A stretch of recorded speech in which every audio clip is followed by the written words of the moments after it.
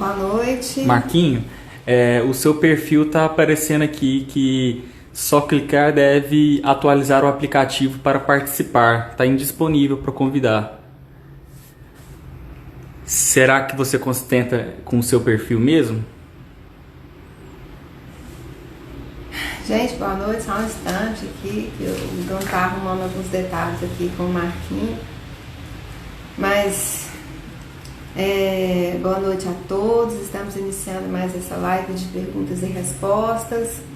Inicialmente agradecendo a Deus por mais esta oportunidade, pedindo que Deus nos envolva nesta noite de hoje e que todos os lares, de todas as pessoas que estão sintonizadas conosco sejam abençoados e protegidos. E vamos então ver se a gente consegue conexão com o Marquinhos agora para iniciar essa live.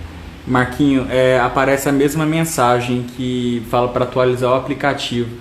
Talvez você consiga entrar aí na Play Store, na loja do aplicativo, para atualizar o Instagram. Talvez seja isso que está desatualizado. Porque é do aplicativo, não é a conta, então. Gente, hoje nós vamos dar continuidade às perguntas que as pessoas fazem, né, mandam pra gente, mas a gente também já começou desde a live com o Carlos a estudar o Evangelho segundo o Espiritismo e também o Livro dos Espíritos. Se quiser reiniciar, talvez, dá um minuto. talvez vai ser preciso reiniciar essa live, porque como todos sabem, a gente tem 1 hora de live. Como deu esse pequeno problema, a gente já perdeu alguns minutos, então para que a gente não perca mais tempo ainda, assim que o Marquinhos sinalizar, eu vou sair e abrir novamente a live. Você já consegue ver se deu certo? Ele está tentando lá? Vai tentar.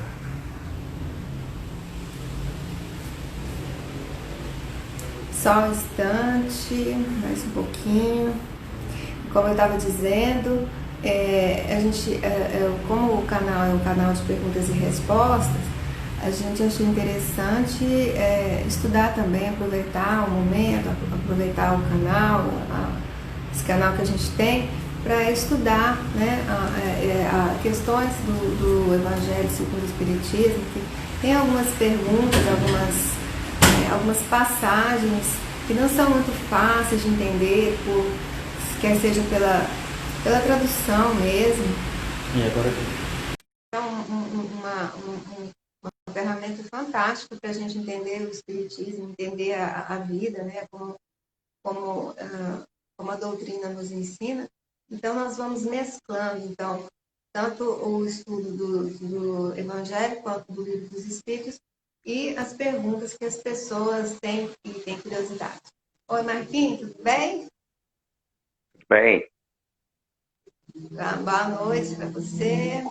Boa noite. Estava explicando, né, para as pessoas que estão online, que a gente vai mesclar o estudo do Evangelho segundo o Espiritismo, o Livro dos Espíritos, e com as perguntas que estão chegando, para que a gente não desperdice esse canal, né, Marquinhos? Assim, verdade. Para aproveitar para entender algumas passagens do Evangelho que são, assim, às vezes meio complicadas, assim, às vezes não tem uma linguagem muito fácil. Então, hoje nós vamos começar por ela, né? Vamos começar Vamos lá. pela passagem que fala assim: o que Jesus quis dizer com essa frase? O céu e a terra não passarão antes que tudo seja cumprido até um único J. Essa passagem aí, na verdade, esse termo, muitas vezes ele até aparece escrito assim, ou J ou I, letra I, iota, né? O que é esse iota? Esse iota, na verdade, é a 9ª letra do alfabeto grego. Então, como era a menor letra, ela passou a significar uma quantidade assim ínfima, muito pequena, entendeu? E aí, esse mandamento de Jesus, o que ele falava? Né? Assim, os primeiros, amar a Deus acima de todas as coisas e amar ao próximo como a si mesmo. Então, a lei, o que Deus queria, na verdade? Ele queria que a sua lei, essa lei de amor, ela fosse praticada por toda a terra. Desde o menor lugar, a menor partícula, até todo o universo que seja, ele queria que essa lei tivesse esse significado aqui nesse mundo. Então, em toda a sua pureza, que essa palavra possa significar, em toda a sua plenitude de amor, entende? Porque se a gente for pensar, qual que seria o sentido dessa lei de amor se ela fosse privilégio, por exemplo, de algum lugar, de alguns povos, por exemplo? Não teria sentido.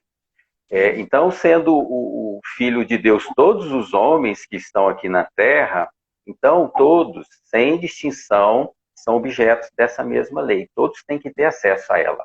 E como que a gente vive hoje, né? Se a gente for pensar, as pessoas, elas amam a Deus acima de todas as coisas, será? Elas amam ao próximo como amam a si mesmo. Isso quer dizer o quê, né? Muitos ainda, infelizmente, né, estão nesse caminhar, ainda estão muito vinculados às questões da matéria, do mundo das sensações ainda, né? Mas ainda vai chegar o tempo e essa lei de Deus ela vai prevalecer. Aí sim vai valer essa lei, ok? Olha, assim, por coincidência, eu já falei, assim, na quinta-feira eu tenho o nosso culto aqui, né, em casa também, é um dos cultos que a gente faz, e hoje saiu, aleatoriamente, saiu o maior mandamento, que era esse, né, de amar a Deus sobre todas as coisas e ao próximo como ti mesmo. E a gente estava discutindo essa questão de como que a gente consegue amar algo que a gente não compreende, que a gente não vê, né? Ou o próximo mesmo, igual a gente ama alguém da nossa família. É muito complicado levar isso ao pé da letra. E eu sempre tento entender esse mandamento da forma assim, que o próximo toda a criação de Deus, né? E que inclui as pessoas, animais, o meio ambiente. Eu acho que se a gente respeitar toda essa criação, tratando as pessoas, respeitando o meio ambiente, respeitando os animais, a gente vai estar tendo esse respeito e, consequentemente, o mais próximo que a gente consegue de amar, né, Marquinhos? Assim, né? Pelo menos no estado Exatamente. que a gente está, né? Exatamente. A gente vai aproximar mais desse amor, que era o amor que ele pregava, né? A gente ainda vai chegar lá. Segunda questão. Você acha que existe incompatibilidade entre ciência e religião? Esse assunto aí, a gente tem que entender ele sobre alguns aspectos assim. Vamos lá, né? A ciência e a religião são duas alavancas mestres da inteligência humana. Então, se a gente for observar, uma ela revela as leis do mundo material, no caso a ciência, e a religião, todas elas revelam as leis do mundo moral, da evolução moral de todos os seres. Então, cada uma ela vai examinar as coisas sobre o seu ponto de vista, ok? E nesse aspecto aí, elas acabaram se repelindo mutuamente. Uma foi olhar só as suas coisas e virou as costas para o outro lado.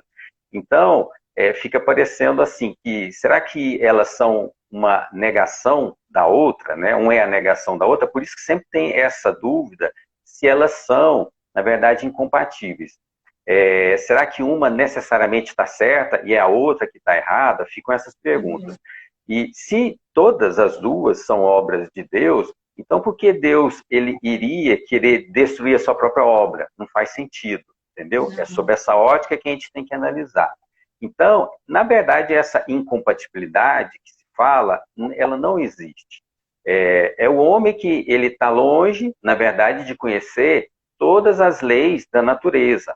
Desde o século passado, né, 200, 300 anos, o homem vem fazendo o quê? Vem tentando dominar a natureza, entender as leis da natureza, né? Com as invenções que foram feitas ao longo do tempo. Então, a ciência ela vem se desenvolvendo nesse aspecto, mas ela está longe de conhecer todas as leis da natureza. Cada dia são reveladas outras leis que sobrepõem aquela que houve, que foi a verdade no passado, né? Então, se o homem, de fato, ele conhecesse todas as leis da natureza, quem que ele seria? Ele seria um espírito superior, ele seria um ser elevado, entende? Então, nós estamos chegando num tempo que a ciência está deixando de ser exclusivamente materialista.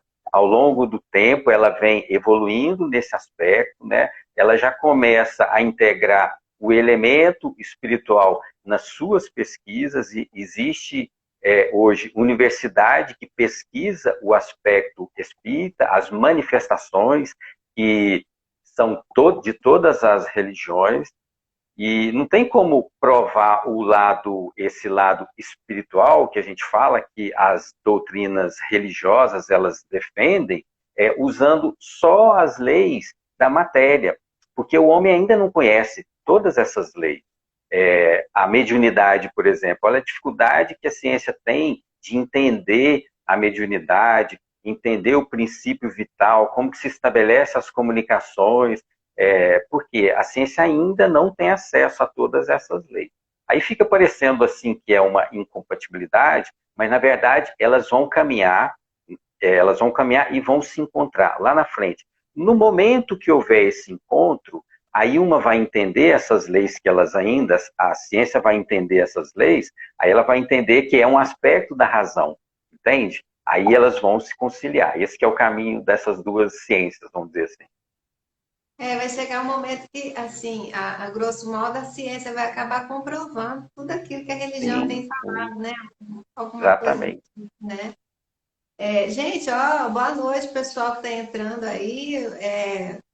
Tem pessoal, a colega nossa lá de Portugal, obrigada pela participação aí, pela audiência, um beijo a todos vocês. E deixa eu falar para vocês, aqui na minha casa está chovendo bastante. Se por acaso o sinal não estiver bom aí, estiver falhando, vocês dão um toque aqui, porque muitas vezes, para mim, parece que está bom e depois alguém me fala que não estava me vendo, que estava falhando. Mas está ótimo. Está tudo ótimo.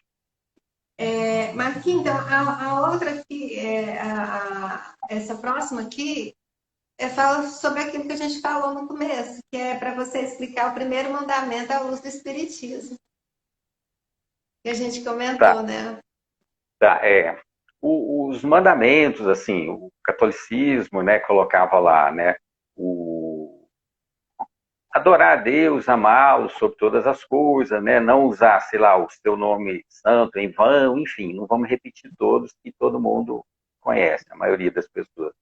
O que é importante a gente dizer é o seguinte,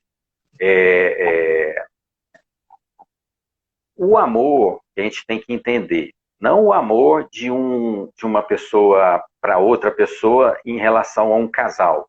Eu estou dizendo o amor puro, o amor no sentido profundo assim do termo.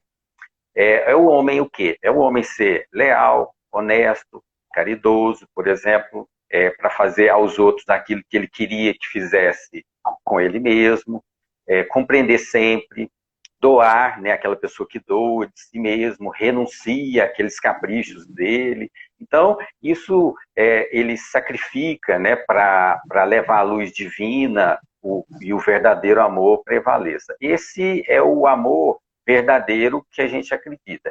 E o Deus? Quem é o Deus? Né?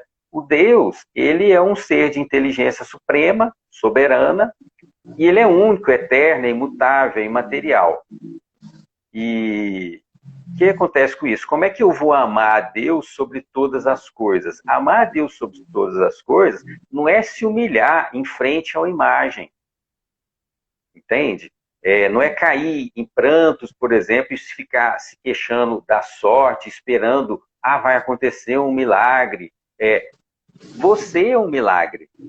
Todos nós já somos um milagre. Por que nós somos um milagre?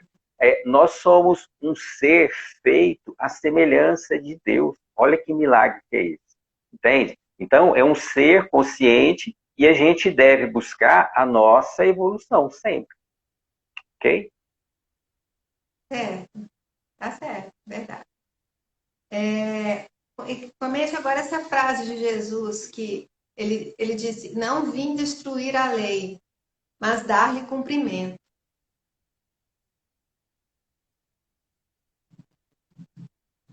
Tá. Quais as leis que existiam lá no tempo de Jesus, que a gente lembra, assim, se a gente for puxar na memória?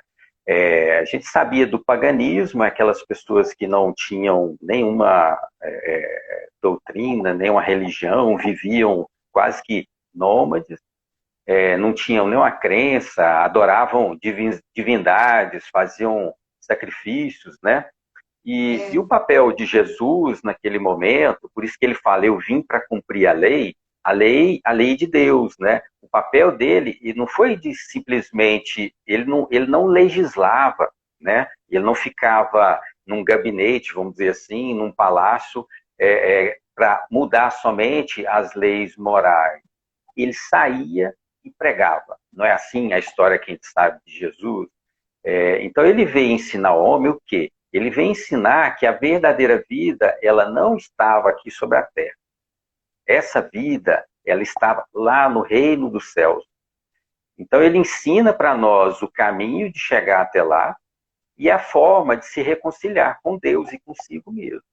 Então, naquele momento, ele prega isso, e se a gente for ler toda aquela história lá do passado, a gente observa que ele também não conseguiu dizer tudo. Ele falava sempre por palavras, porque aquele povo que vivia naquela época não conseguia entender tudo.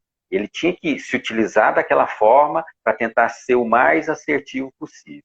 Então, sobre muitos pontos que ele plantou uma sementinha lá no início, né, foram acontecer muito depois, as verdades futuras que foram aparecendo ao longo da civilização, e muitas verdades que ele escreveu lá naquela época, somente bem depois ou agora que os homens estão conseguindo compreender.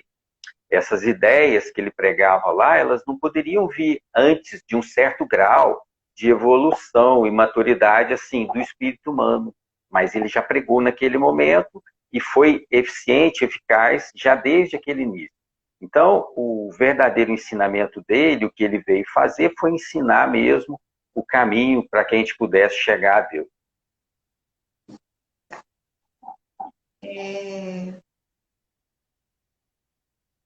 Onde podemos encontrar a prova da existência de Deus, de acordo com o Evangelho? Tá. Essa é interessante, essa é legal. Você não tem como explicar Deus somente com as leis materiais aqui desse mundo, certo? Não. Isso é uma grande questão. Isso é pacífico em todas as religiões que você for imaginar. O que nós vemos por aí é que as pessoas, muitas vezes, elas procuram uma prova material, certo? Elas querem uma prova material. Essa pessoa, ela jamais vai acreditar em Deus. Sabe por quê, Mônica? Porque a prova da existência dele não está aqui nesse mundo. Ele passou aqui por esse mundo. E à medida que essa pessoa ela vai se espiritualizando, ela vai convivendo com os aspectos do espírito, ela vai estudando, ela vai se orientando, ela começa a ver Deus em todas as coisas. É impressionante. Desde um simples fato até a mais complexa manifestação assim da vida, ela vê Deus. Então, a pessoa humilde, para você ter uma ideia, ela enxerga em Deus em tudo. Olha que interessante. Agora, uma pessoa extremamente materialista, ligada somente às coisas aqui do mundo, ela é extremamente arrogante, ela é orgulhosa, ela acha que o pensamento do homem ele está acima de todas as coisas. Então, olha aí o apego dessa pessoa às coisas do mundo. Essa pessoa vai ter uma dificuldade maior de encontrar a Deus.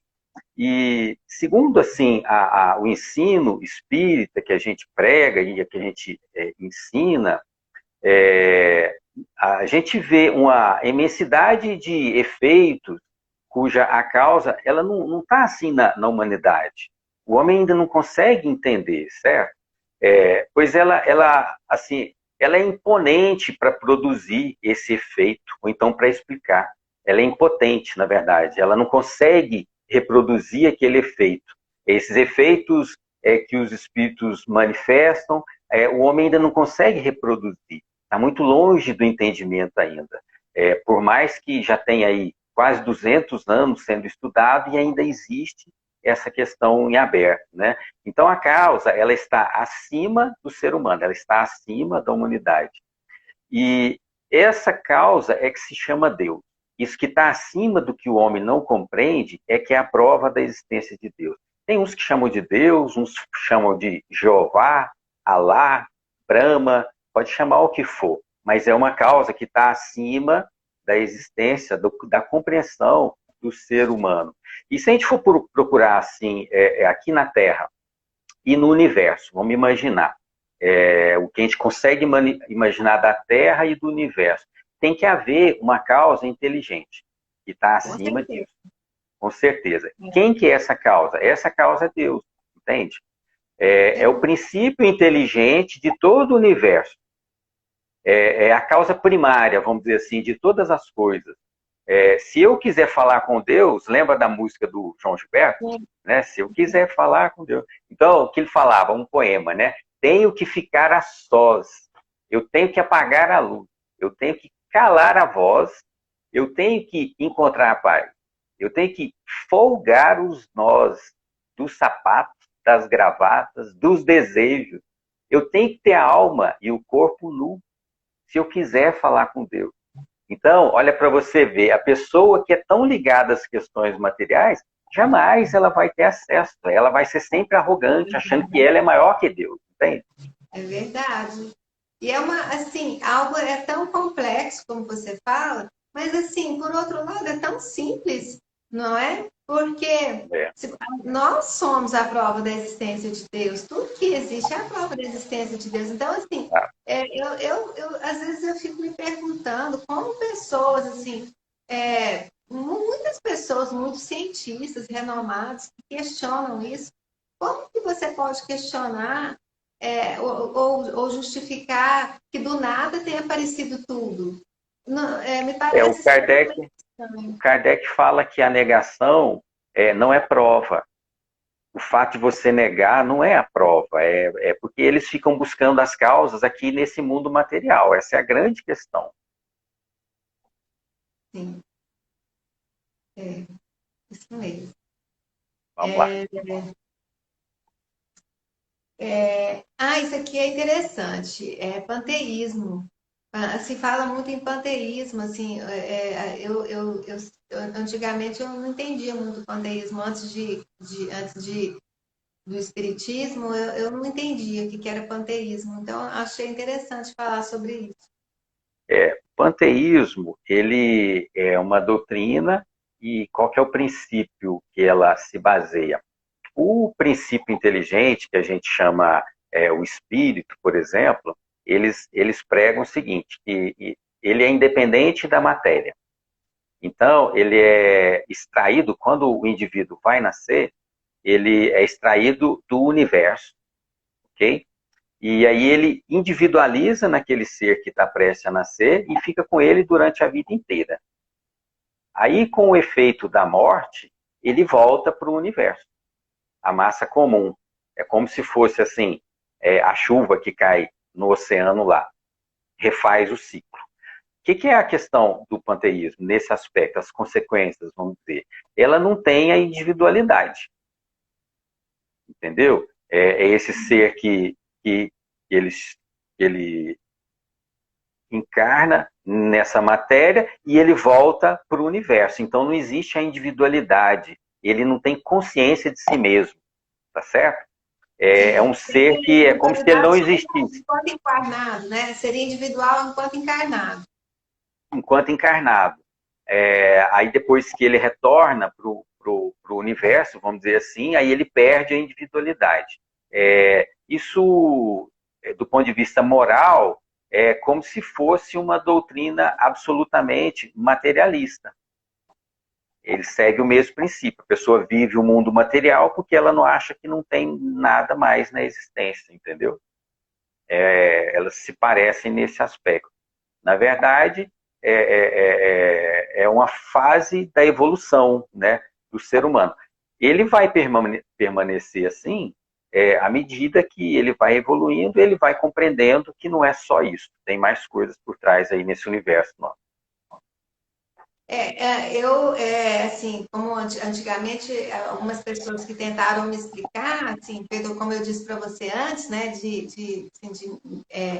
conhecer mais a fundo a doutrina espírita, alguns falavam nesse sentido de perder a individualidade e outros falavam de uma forma um pouco diferente, assim, que a gente iria voltar para esse todo, mas no final da nossa jornada evolutiva. Assim, depois que a gente tivesse aprendido tudo, encarnado diversas vezes, né, passado para mundos superiores, mundos felizes, atingido estágios de espíritos puros, aí você voltaria por todo para aquela massa que seria Deus, né?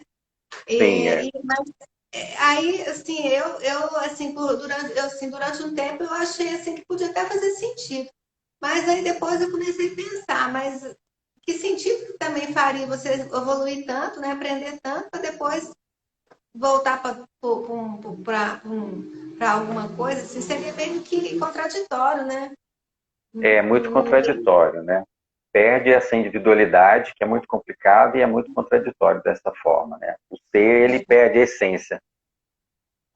Seria um desperdício, né? Já pensou? Sim. Você se sofrer tanto, né? Sofrer tanto para conseguir se evoluir, para conseguir aprender, para conseguir amar. E aí depois, E, né? e é voltada muito assim para o mundo quando vive aqui no mundo, vive o mundo material. Então, assim, não há esse compromisso assim com as questões da caridade, do próximo, do amor, entendeu? Sim, é verdade. Bom, aqui vamos sair então um pouquinho agora do livro dos Espíritos e do Evangelho segundo o Espiritismo, para uma pergunta aqui, assim, essa pergunta que chegou. Mesmo sendo espírita e tendo certeza de que a vida continua, e de que a morte é uma libertação, por que será que a gente ainda sofre com essa morte? Tá, vamos lá. Como é que é a morte para nós, Mônica? Como que a gente lembra de morte? Quando a gente era menino, o que que acontecia, né? Alguém morria, tinha um velório, alguma coisa assim, a gente ia lá, ia acompanhar, tinha algumas pessoas chorando e tal. Então, a morte, se a gente for pensar sobre a morte, ela é rodeada do quê? São sempre cerimônias assim, fúnebres, de tristeza, de angústia, de dor. Mas, basicamente é isso. Ela mais desperta, vamos dizer assim, o terror do que a esperança. Ninguém entende a morte como uma esperança, por exemplo, sempre como uma coisa assim, negativa. Então, para a gente descrever a morte sempre como um estado assim desagradável, todos a descrevem assim, e nunca como um sono assim de transição, um ritual de passagem para um local de libertação. Então, todos os emblemas relacionados à morte está ligado assim à destruição do corpo, mostra o corpo se desfazendo, mostra o corpo esquelético. E o que é isso? Se a gente for pensar, é o enfoque absolutamente na matéria. Se a gente for pensar nos rituais fúnebres, de morte, eles são sempre voltados às questões da matéria. Lembra? Desde lá dos faraós, tentando embalsamar o corpo, a matéria, para que ele se preservasse, né, para durar milênios. Né? É um ritual voltado para a matéria. E veja você, Mônica, como que a mídia ela explora isso, a morte. Ela sempre no aspecto assim, mais terrível, sensacionalista, isso é extremamente desagradável. Assim, e os parentes, os amigos daquelas pessoas que partem, como que eles se sentem, se a gente for lembrar? A partida ela é sempre acompanhada com aquele lamento de quem fica.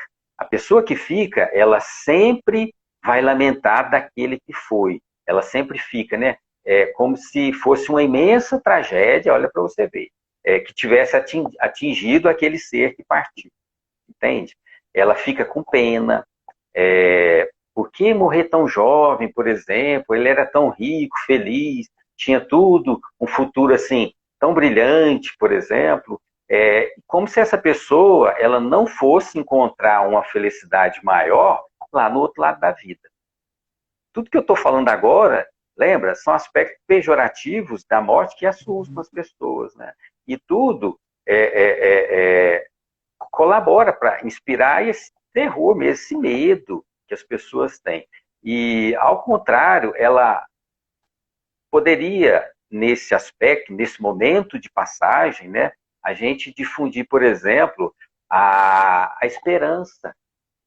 Por que esperança, né?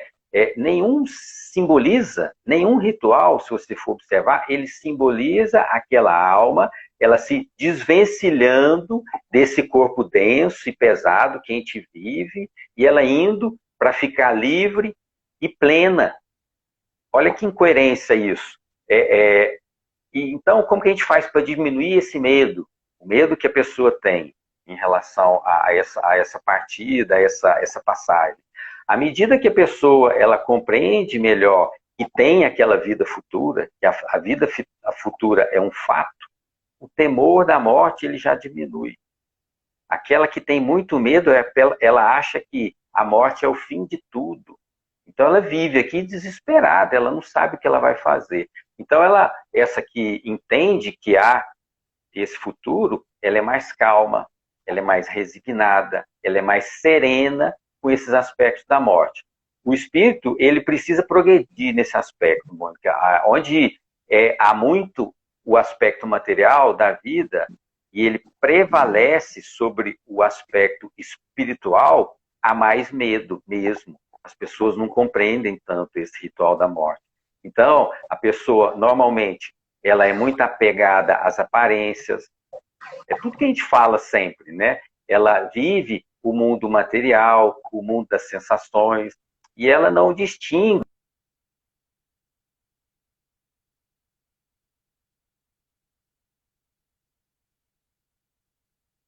Acho que o Marquinhos caiu.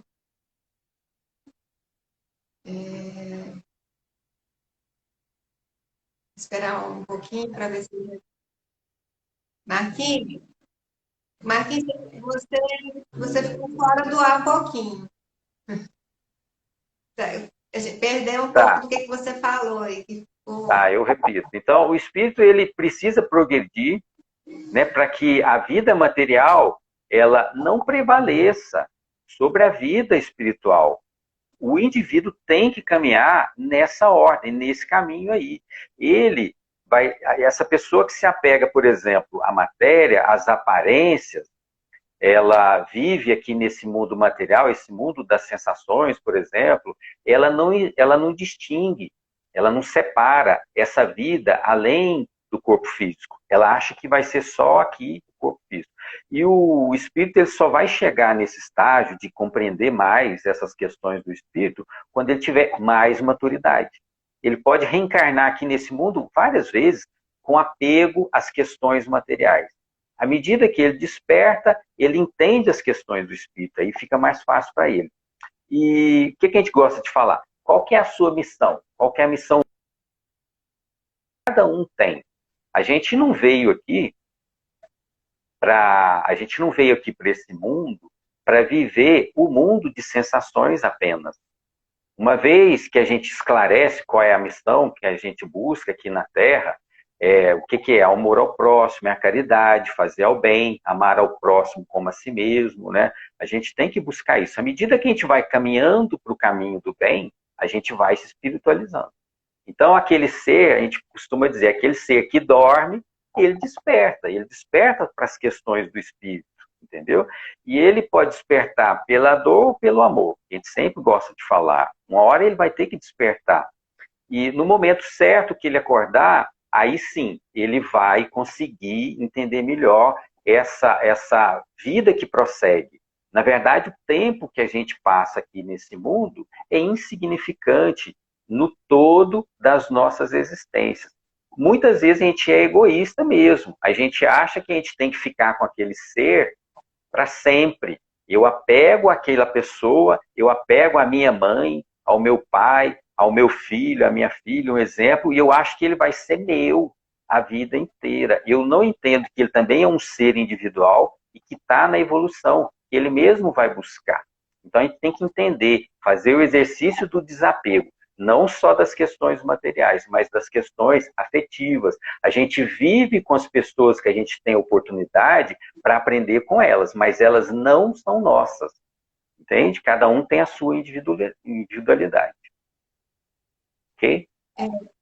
Assim, mas eu acredito que você viu, a Vanessa fez um comentário aqui, assim, que a questão Da saudade. da saudade, né? Eu imagino que quem fez a pergunta também, pelo jeito, é uma pessoa espírita, né? Que ela diz na pergunta que mesmo sendo espírita, né, entendendo isso, Uhum. com certeza entende.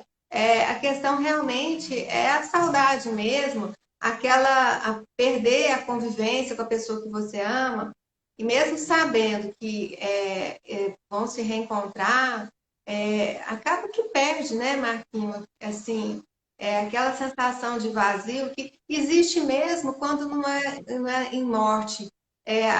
Aquela sensação assim do filho que vai morar em outra cidade, que muda de país, ou um amigo muito querido que muda também, às vezes em razão da profissão, e você perde aquele contato direto.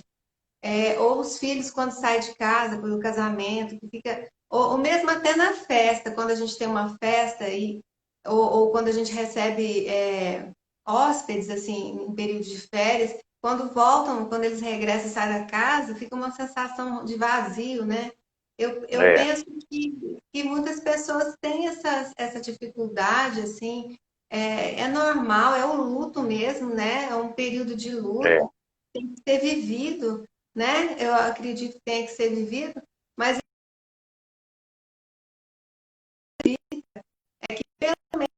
ela compreende que em muitos casos, assim, a pessoa que foi, aquele parente que foi, vai estar melhor do que estava, né? Antes, em alguma. Nem Tudo, sempre, né? então, Nem sempre. mas é sempre relacionado assim ao apego que eu falo assim nesse aspecto, porque tudo é transitório, tudo na nossa vida é transitório.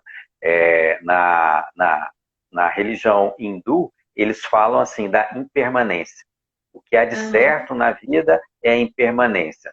Se tudo é transitório, a gente não pode querer se apegar, porque Uhum. muitas vezes quando Sim. a pessoa parte, o que mais acontece é assim, Mônica, a pessoa, ela arrepende, ela fala, nossa, eu podia ter desfrutado mais daquela pessoa que convivia comigo, e o que eu estava fazendo naquele momento? Eu estava era brigando com ele, eu estava em conflito, eu estava desatento às questões afetivas.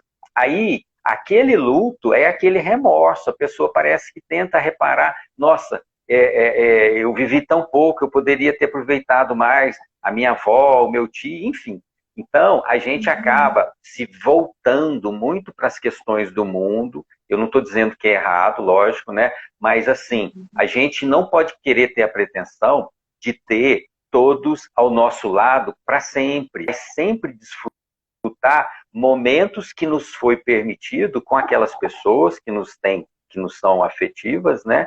Mas é tudo transitório, a gente tem que ter isso. Quando eu tenho muito apego às questões assim, aí eu não entendo essa lei, porque de fato é uma lei.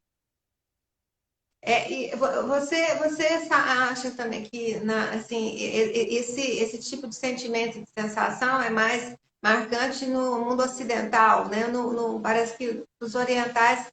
É É, porque lá eles lidam melhor com a questão do espírito desde muito novo. Desde muito novos, eles já estabelecem esse aspecto do espírito, já é da grande maioria da população. E eles têm muito pouco ou quase nenhum apego às questões da matéria. Eles ficam em tempo de oração permanente, eles são sempre vinculados às questões espirituais. Aí essas pessoas vão ter menos apego mesmo. O mundo aqui onde a gente vive, para cá, é todo mundo vinculado a esse mundo das sensações. É uma coisa assim, maluca. Todo mundo quer ter, quer possuir, e elas chegam a esse absurdo de querer ser dona da pessoa. Esse que é um problema. Esse apego está na causa da maioria desses sentimentos aí. Tá, então vamos passar para a próxima. Esse aqui vai estar fazendo referência à live à palestra do Rogério sobre mediunidade, porque ele falou na questão dos espíritos que influenciam as outras, né, mediunidade e tal. Então, se somos todos influenciados pelos espíritos, muito mais do que pensamos, então nós poderíamos concluir que somos marionetes? Tá, marionete, a gente tem que entender, assim, o que é marionete. Marionete é aquela pessoa que ela é manipulada, é um boneco que é manipulado por uma outra pessoa. Ele brinca ali, então tudo que ele quer que o boneco faça, o boneco está sob as suas ordens, né? O boneco está 100% sobre as suas ordens. Nós temos o nosso livre-arbítrio, nós temos o nosso julgamento íntimo. A gente tem sempre que se lembrar disso. Nas obras básicas, o Kardec já esclarece que os espíritos já falaram para ele: olha, a gente é muito mais influenciado do que vocês imaginam. A tal ponto que o que há de regra é que eles, os espíritos, é que nos dirigem. Eles falam dessa forma. É aí que a gente quer entrar. Até que ponto eu recebo influência ou não? Lembra que a gente pede para que todo mundo vigie, principalmente, a sua índole, a sua conduta e os seus hábitos na mais profunda intimidade. Porque aquela pessoa que fala externamente que ela tem um determinado caráter, mas que no íntimo ela age de outra forma, os espíritos percebem. E é aí que eles conseguem nos influenciar. É exatamente nesse aspecto. Então, se você possui uma boa índole, é uma pessoa caridosa, voltada para as questões do bem, tem um bom caráter, dificilmente aquele espírito vai conseguir te influenciar para ir para uma ação do mal. Aquele espírito que está voltado para as questões do mau caráter, da má índole, ele faz que aqueles espíritos se aproximem dele. É ele, o indivíduo, que atrai. Não é o espírito vagando pelo vazio que acha uma pessoa e quer fazer um mal por fazer. Na verdade, é o próprio espírito que atrai. Então, se aquela pessoa tem bons hábitos, ela vai atrair espíritos de bons hábitos, que a influenciem para que ela mantenha os seus bons hábitos. Aquele que tem o mau hábito vai atrair espíritos que influenciam para o mau hábito. Então, mas se a pessoa ainda tem muitas questões assim morais para se desenvolver, nós somos todos imperfeitos, então a gente está sujeito ao erro sempre, né? Se a gente não fosse imperfeito, a gente nem estaria aqui. Então o espírito que está lá naquela mesma vibração, pode observar, ele vai estar ao seu lado, e você pode sim ser influenciado. Agora, o que eu queria colocar é o seguinte: a nossa alma é um espírito também. Eu sou um espírito, eu estou momentâneo aqui encarnado nesse mundo. E eu penso. Então, no momento que a gente recebe uma influência, a gente não pode assim ignorar que muitos pensamentos que possam aparecer assim na nossa mente sobre um mesmo assunto, e muitas vezes eles são até contraditórios. Aí cabe a mim questionar. No conjunto deles, eles vão estar sempre misturados com o nosso. Eles falam assim, no conjunto dos seus pensamentos vão ter os nossos também. Então, qual que é a incerteza que a gente tem?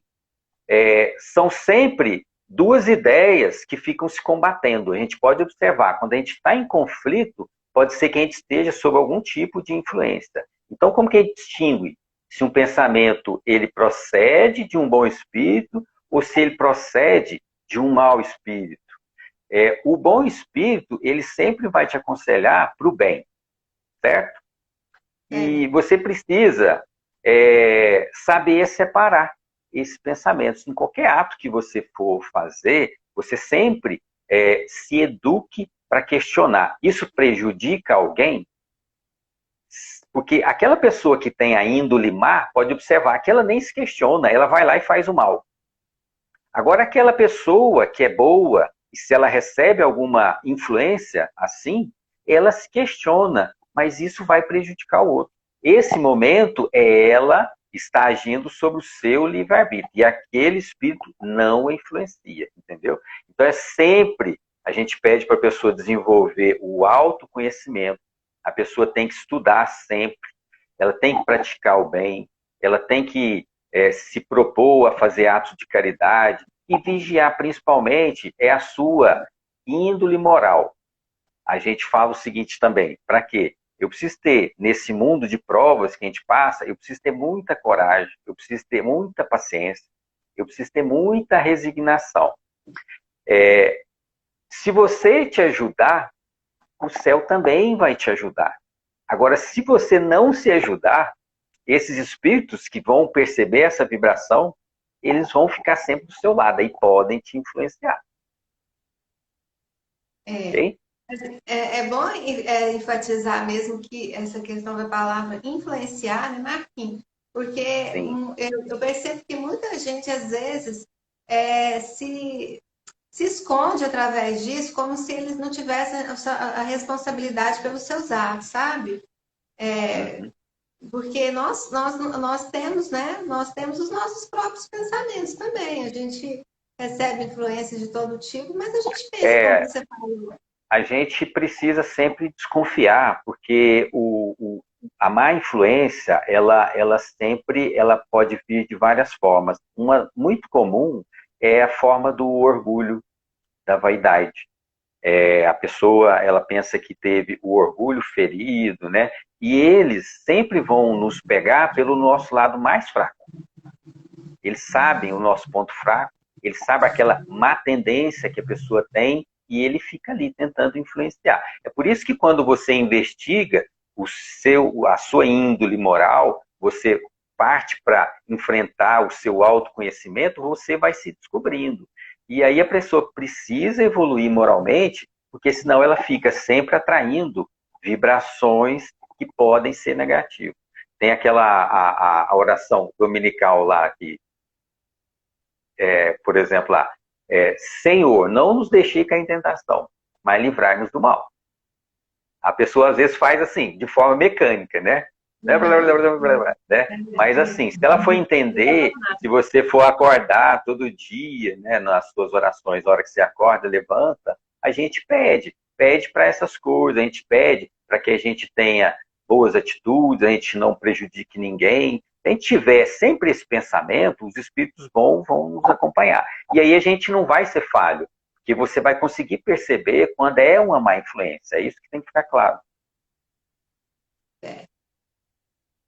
Agora aqui, essa pergunta aqui é uma pergunta, mas mais, na verdade, é uma pergunta, mas tem um monte de perguntas dentro dela. Pode me explicar o que são essas águas fluidificadas? Para que elas servem? Se é igual à água benta da Igreja Católica, que fica lá e o povo passa assim na cabeça, né? E os padres jogam nas pessoas. Como que se toma, qual a dosagem correta, e também a mesma pessoa emendou sobre o tratamento espiritual. Queria ajudar um familiar que está com muitos problemas, mas esse familiar não é espírita, não acredita, não aceita. Eu poderia fazer o tratamento no lugar dele, né? Se isso daria certo. Você conseguiu? Você quer que eu separe? Tá, eu entendi. Não, eu já entendi, tá claro. A gente tem que entender assim, o que é água fluidificada? Primeira questão. Normalmente, no mundo atribulado que a gente vive, no estresse que a gente vive, a gente pode ficar em desequilíbrio no dia a dia, né? E eu vou percebendo que eu vou tendo intoxicações, né? A gente chama isso de perda de vitalidade. Você entra muitas vezes num ambiente extremamente carregado, pesado, você percebe aquelas vibrações, você sai de lá e fala, nossa, saí ali estava pesado. A gente percebe por intuição, isso todo mundo tem uma intuição assim. Aí, o que acontece? Você, por exemplo, quando vai numa cachoeira, aí você vai lá, aí você toma um banho de cachoeira, aí você fala assim, nossa, eu lavei o meu espírito, lavei minha alma. Então, sim, isso é muito comum, aquilo que você sente, isso é verdadeiro. Então, por meio da conexão, aí eu vou trazer assim, ó, quando eu me conecto com esses meios naturais, que a gente chama de vitalidade, que é para recarregar o meu tônus vital, a minha vitalidade, então pode ser no mar, num rio, numa cachoeira, por exemplo, eu posso respirar ar puro numa floresta para onde eu gosto de ir, eu posso conseguir repor perdas vitais de várias formas, ok? A água, lá no livro do Robson Pinheiro, tem um livro que chama Energia. Então, o espírito Joseph Kleber teve auxílio do André Luiz também, ele fala o seguinte, a água é o maior veículo de absorção e canalização de energia vital do universo. Porque o universo está em constante movimento. Então, a gente capta energias do universo o tempo inteiro, 24 horas por dia, durante toda a nossa existência. Então, a água, ela tem essa capacidade. É o maior veículo que absorve e canaliza a energia vital, você acredita? Então, ela pode ser magnetizada.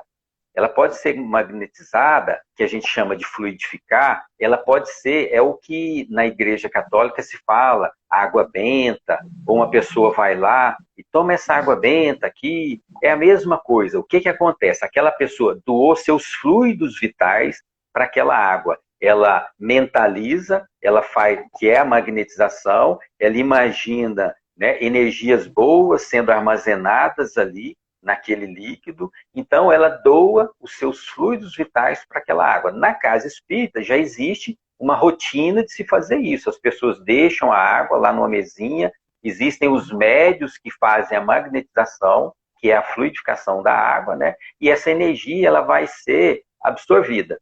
Aí, como que a pessoa pode tomar? Ela vai tomar, em média, ela vai tomar 50 ml quando ela acorda e 50 ml quando ela vai deitar. Basicamente, essa dosagem. Num tratamento específico que ela pode estar fazendo, aí a equipe espiritual vai orientar se ela tem que aumentar essa dose ou não. Mas a regra geral é 50, a hora que ela acorda e a hora que ela deita. Tá? Aí ela perguntou a questão do tratamento, se ela pode interceder por uma outra pessoa.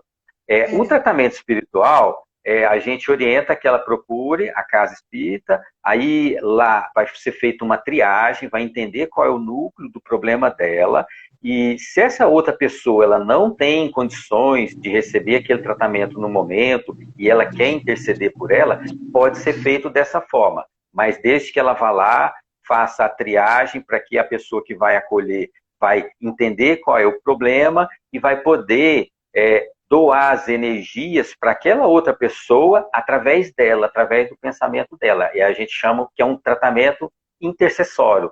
Faz através dessa pessoa que está procurando ajudar aquele terceiro. É feito dessa forma. Ok? Tem um detalhe aqui também que ela falou, que se essa pessoa que está sendo ajudada, se ela não acreditar nisso, ainda assim o tratamento vai ter assim. Tem efeito, porque dessa forma pode minimizar o sofrimento, ou então pode fazer que aquela pessoa, porque muitas vezes ela está numa situação assim de descrédito, ou de descrédito com a vida, com as coisas do mundo, e ela está assim tão focada no seu problema que ela não consegue enxergar que tem uma solução para a vida. E, na verdade, a gente precisa, muitas vezes, passar por essas dores, por essas provas, e com resignação. A grande questão, as pessoas acham que a vida vai se resolver num passe de mágica, né? E que, muitas vezes, o processo de resistir aquelas aflições que ela passa é o processo da vida dela toda. Ela, por questões do passado que ela não entende hoje, pode ser que ela tenha pedido para vir nessa situação para resgatar questões íntimas dela. Então ela entra em desespero, que é natural, e esse tratamento ele pode permitir que a pessoa pelo menos se restabeleça e possa tentar entender, né? E ela está num momento difícil, mas resignação, a luta diária é que vai fazer que ela se restabeleça no futuro. E ele é assim, ele é eficiente e ele traz resultado sim. Então tá bom, Marquinhos. Então hoje nós vamos terminando, que já está acabando. Aí, se você puder encerrar com uma oração, obrigada, viu? Foi ótimo os esclarecimentos hoje, Tá foram ótimo. incríveis, muito bom. Obrigada. Boa Então noite, vamos lá. pessoal. Obrigado. Boa noite. Vamos fechar nossos olhos. Pedimos, a gente vai agradecer ao nosso Mestre Jesus. Pedimos que ele nos ajude e pôr em prática essas instruções que a gente recebeu e que façam que cada um de nós esteja fortificado na prática do bem, do amor ao próximo e que essa paz, essa felicidade, ela perdure em nossos corações. Que assim seja. Que assim seja. Então, fiquem todos com Deus. Até a próxima.